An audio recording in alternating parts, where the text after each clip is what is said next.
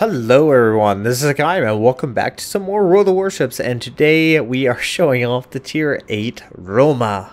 Yes, I actually got the Roma. Kind of funny story about this. Apparently there was a contest going on with World of Warships with Wargaming. During the weekend you had to put on flags, and the more flags you got, the more essentially votes you got put in for you, and very select few were actually awarded the Roma, and I surprisingly actually won the Roma, which is actually really awesome because I did want to play the Roma, just never had the opportunity to really actually purchase her. So yeah, I got the Roma for free. I won it, and I really do appreciate getting it. Now all my luck's probably gone for the year. But anyways, let's actually take a look at the team. We are playing North. We are actually top tier, which is nice. We have a Ranger, Monarch, Roma, Amagi, Gneisenau, Nagato, Normandy, Miyoko, Nuremberg, Mahan, Agila, and Gade. And on the enemy team, there is a Hiryu, Rochelle, two Amagis, KGV, Gneisenau, New Mexico, Fiji, Cleveland, Alba, Akatsuki, and a Farragut. And as you saw, the Mahan decided to pop a line of smoke for us. Yeah, sometimes that happens. But anyway, the reason why I wanted to pick this battle was, one, there's a carrier in it. It's not very often that you get to actually show off the AA of a ship. And trust me, this carrier is going to be honest like flies on shit. Anyways, and not a bad game. The Roma, let's talk about her guns, because that's kind of what I heard about the Roma, was that her dispersion was lousy.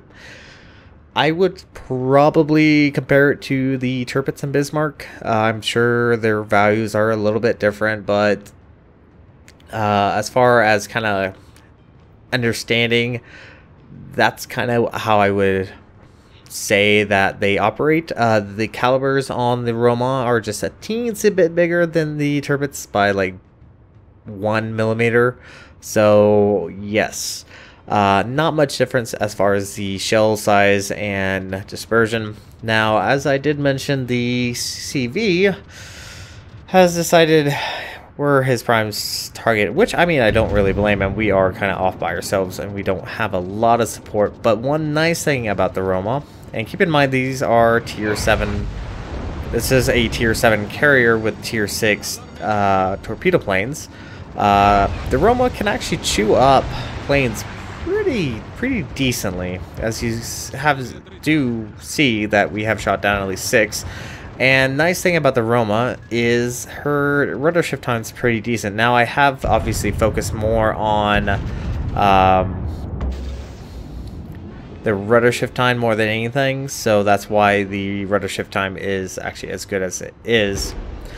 Decent hit there on the KGV. Shell velocity is pretty decent. Gun reload is 30 seconds. But once again, they hit pretty hard, very similar to how the Tirpitz and Bismarck guns are. But this Alba, ooh, he is extremely brave, that's for certain. Unfortunately, we get only overpins. Didn't hit quite where I would like to. Actually, at this range, for you to get a Citadel against a light cruiser with these caliber guns, you do need to actually aim below the waterline to actually penetrate into the Citadel without overpinning.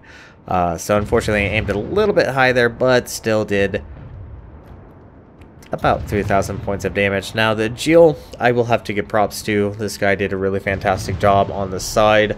As you can see, the enemy team has decided that A, B, and even C is not really of their particular liking. And there we go. Double Citadel on the Alba. 1 dead cruiser and 1 devastating strike.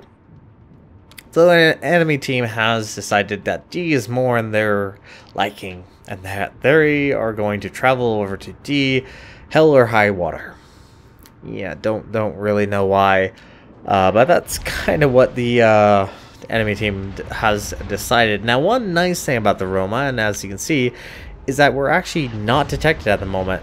The Roma actually has a very low detect of 11.2 kilometers.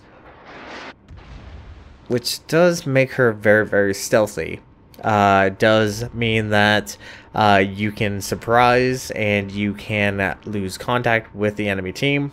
So it's extremely beneficial. Now, once again, the carrier is coming back in. And I do have to be careful because there is a possibility of a destroyer coming in from D. Because I believe the Akkat is still over at D.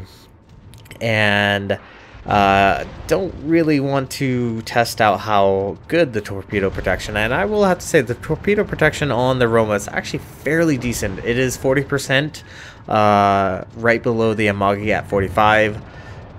So you can take a torpedo and not eat the full damage, which is extremely beneficial. Now, unfortunately, there is a slight replay bug, but there's not much I can do about that. Now, unfortunately, I'm the only ship that the enemy team can see, and there are 5 of them, so it's probably going to be a good idea to actually pull away from the center of C, because, yeah, torpedoes incoming, and more than likely there is a destroyer around, so we're gonna kind of pull away and try to keep our distance. Now, another nice thing about the Roma is she is quick. I actually don't recall if I mentioned that. She is actually very quick. She is 31 knots, which does make her very viable, essentially getting to a different section of the map and causing mayhem. And this is weird. Apparently our front turret just bugged out and started actually turning through our ship, which was kind of odd.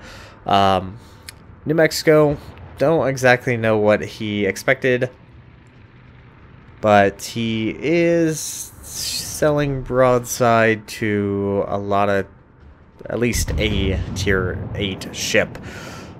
So we'll see what happens, but we do realize there is the fact that the enemy team is starting to push around the northern side, but the enemy team is just not doing that good of a job. They're almost coagulating into one area, and that's not really a good idea. It makes it extremely difficult to push out, as well as being easily surrounded.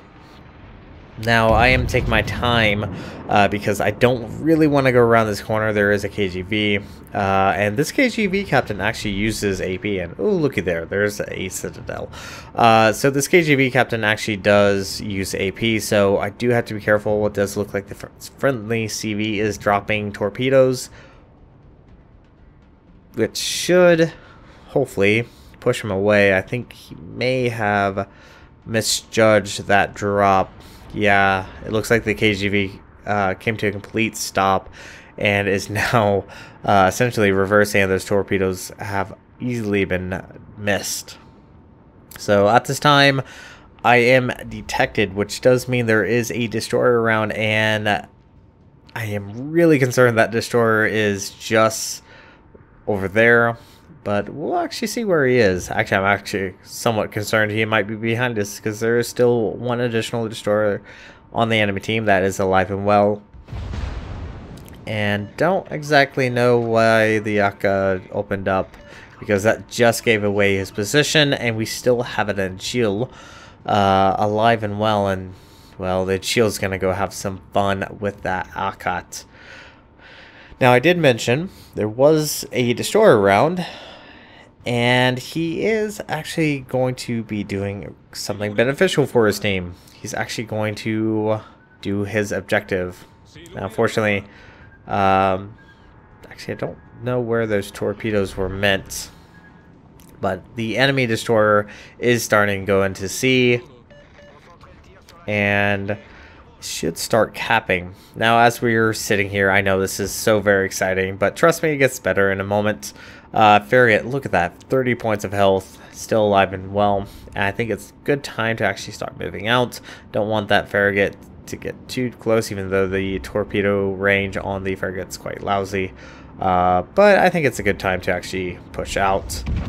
AP against a broadside KGV, not bad, 15k, no citadels, but pretty decent as far as damage, and we're finally able to get out of position from behind that mountain, because at the moment we actually have a enemy battleship starting to push in towards the sea cap, which is not going to be particularly good. Now, I will have to say the turret rotation is actually fairly decent. Once again, very similar to how the Tirpitz and Bismarck turrets progress when turning, so it is extremely beneficial. Now, Moggy is coming out, and this Moggy is smarter than he looks. He does realize if he continues selling in a straight line, does allow potential opening citadels. So he's actually going to play this very smartly, and he's actually going to start turning in.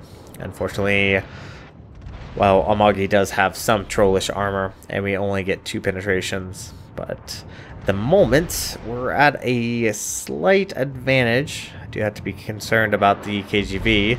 That Fiji's starting to be a pester as well. Now the Amagi, and I do love the Amagi, don't get me wrong.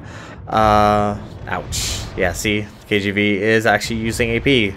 I congratulate you, sir, for being a good battleship captain and using AP when it is more appropriate instead of using HE. So the Amagi, as probably many of you are well aware of the fact that I do love the Amagi. I love this ship. I understand her probably the best out of any of the ships. She is a very capable ship, but just to get all her guns off, she does have to show a lot of broadside, which is not particularly beneficial when you're trying not to show your broadside to an enemy battleship. And fortunately for him, look at that trollish armor. Fortunately for him, my dispersions and my aim, apparently it's not particularly well, but he does obviously make the smarter choice. Instead of constantly selling broadside, he's going to actually turn bow end, which is not good for him because he's not able to bring the entire value of his guns to bear. Yeah, see, that's one thing I will have to say. Wargaming needs to... I don't know, maybe someone will explain it to me, and I probably have actually heard it, but the no damage penetration is somewhat annoying, but we are extremely damaged. Trying not to show too much broadside to this Hamaki. Fortunately, once again, he is bow in, which does mean he can't bring the full power of his artillery against us.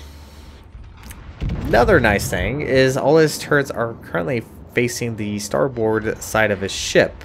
So even if he gets around this island, he's not going to be able to open up with those back turrets. He would have to turn to port just to get those turrets facing towards us. But fortunately, he does decide to start focusing on another enemy ship. Actually, I think we do have some cruisers assisting. Actually, it's that Nuremberg. That's the same Nuremberg that we saw at the very beginning of the battle. And yeah, I am gonna snipe this kill. I feel kind of bad. I really did not deserve that kill, but yeah, it's a kill securing.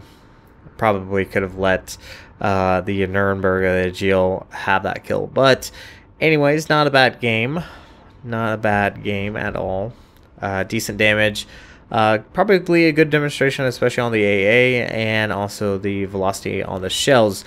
Now, one thing I will probably mention right now is she will have a difficult time against higher tiers. It is viable. As I have and will point out, she can definitely deal damage against broadside Missouris, broadside battleships, but she is going to have a much more difficult time. Now, one nice thing is that low detect that she's able to actually kind of pull away. Now, this battle is actually going to go ahead and end, and let's go ahead and hop into the victory screen. So our team earned a victory, brought home 462,493 silver, 3,612 XP, 1 devastating strike, 106,524 points of damage, 3 citadels, 51 shell hits, 16 plane shot downs, and 2 kills. We were top of the team with a base XP of 1,553. Magi, we did around 25,221. The Alba, we did around 20,000. And the KGV, we did around 35, with the New Mexico around 27. So, not a bad game. Anyways, we're going to go ahead and jump into port. I will see you guys there. Alright, everyone. Welcome back to the port. And the Roma is actually... I expected worse. Yes, her gun dispersion can be quite annoying, and sometimes it can be amazing. It's, I guess, similar to a lot of way of kind of how the Bismarck interprets is. That's probably almost the best way I can really describe her dispersion, is you can have those amazing salvos, and then you can have those horrible salvos. But honestly, not that bad of a ship. I really have enjoyed playing her, even though I think I've had probably about 10 battles, something like that, a general idea on the Roma. So not a ship I would probably I would recommend her. She is fun, and I really think she's sexy. Oh, she's so terribly sexy. But anyways, let's actually take a look at the stats. Survivability, 65,400. Kind of on the lower end of the health pool compared to, say, the Bismarck, the Tirpitz, the North Carolina. Definitely a little bit less, usually ranging from about 4,000 to 6,000 points less than the other Tier 8 battleships. So that's something to keep in mind. Another kind of downside is her armor is a little bit thinner. At the thickest 380 millimeters, she does have a nice slab of armor belt at 375. Citadel, I haven't really witnessed being Citadel that badly. She does also have a little bit of a spaced armor here, kind of down here, but you do have a Citadel that does sit above the waterline, so a good salvo from an enemy battleship can Citadel you, especially if you are showing off a lot of broadside. Torpedo protection is actually not bad, 40%. Moggy's just about 5% more, so you can at least resist most torpedo damage, so that is extremely beneficial. Her guns, you have 3 triple 381s, not the biggest shell size. I believe the Tirpitz have just slightly smaller than you. AP penetration's pretty decent. I've had really good luck against cruisers, as you did see there. Reload times, not the quickest, but it's not the worst. 30 seconds, very similar to a lot of other battleships.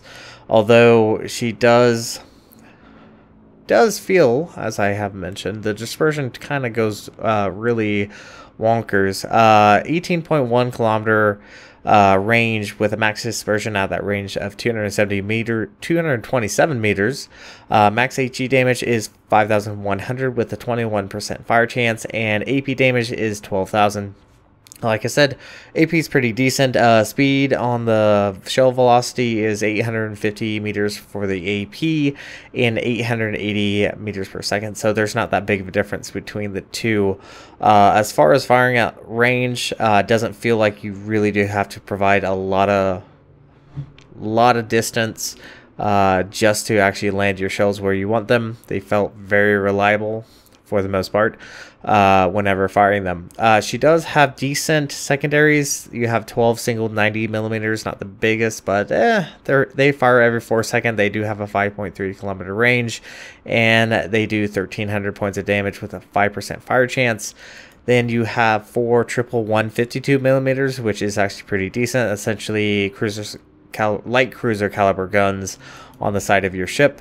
They have a 12-second reload time, definitely a little bit slower, with a 3,100 points of damage, but they fire AP, and they have a 5.3 kilometer range. So, yeah, you can have that mixed bag, but not bad considering they are essentially light cruiser caliber, and if you do get a close quarter combat, they can do at least some decent damage, which is not too terrible. AA defense. Let's actually talk about AA defense. Now, as in that battle, you did see it did pretty well. It has a rating of 56. You have 16 dual 20 millimeters. Average damage is 54 with a 2 kilometer range. 4 single 37 millimeters. Average damage is 36 with 3.5 kilometer range.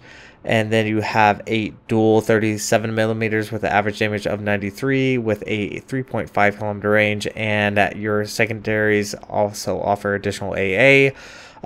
12 single 90 millimeters. Average damage is 114 with a 4 kilometer range. Now, this captain is not a full spec captain. It doesn't have anything like advanced firing training, which I would probably recommend just to increase your firing range. So I would say against lower tier cruiser or lower tier carriers, your AA is decent. You can definitely shoot down planes, as obviously witnessed. If you do lose your AA guns, you're obviously going to be at the mercy of the carrier. But for the most part, semi-decent, not amazing, but somewhat viable. Maneuverability, she's quick, 31.5 knots. Turning circle radius is kind of big, 810 meters, not as big as some other battleships, but the rotor shift time is 12.5 seconds, which is the norm for most tier 8 battleships. Nice thing is that she is quick. She is in essence the same speed as the Rochelle. Obviously Rochelle is just a little bit quicker, but she can zip around the map. Very similar to kind of how the Tirpitz. That's almost how I would say that the Roma is very similar to the Tirpitz and the Bismarck, albeit with no secondaries. But similar playstyle, similar guns, similar speed, similar armor. So not bad. Concealment's decent. 11.2 kilometers, which does allow you to duck out if you need to. Let's actually grab the Yamagi. Yamagi is definitely a little bit bigger with 13 kilometers, and the Rochelle is at 12.6, so definitely a little bit more sneakier, which is extremely beneficial because you can definitely surprise cruisers that pop out of nowhere, as well as battleships. You can definitely citadel other battleships. I will point this out right now. Missouri's, I mean, that's kind of obvious. Even with their lower citadel, you can citadel them. You will have tough time against Bismarcks and Tirpitz. You'd have to be lucky there, but still very viable. As far as upgrades, I have gone the very norm. I did go for the steering gears mod 2, just to make her a little bit more nimble in the water, which is actually somewhat beneficial because you can try to dodge torpedoes a little bit more easily. And honestly, I would say it would be also viable to get Damcom System Mod 2. But for the most part, your concealment's fairly decent, which does allow you to get away if needs be, if you can, as long as you don't have a destroyer or a fast cruiser behind you. So still very viable to run the steering gears. As far as the captain, very normal setup. Priority target, I really do enjoy that. Expert marksman, superintendent, concealment expert, then I probably go for adrenaline rush. AFT for sure. Maybe vigilance or even fire prevention, just to reduce the chance of fires. Very probably normal battleship captain skills are probably would be very viable for the Roma. So yes, anyways, this is going to be it for this video. Thank you guys so much for watching. If you like what we saw, hit the like and subscribe button. You guys have a great and fantastic day. Zaijian.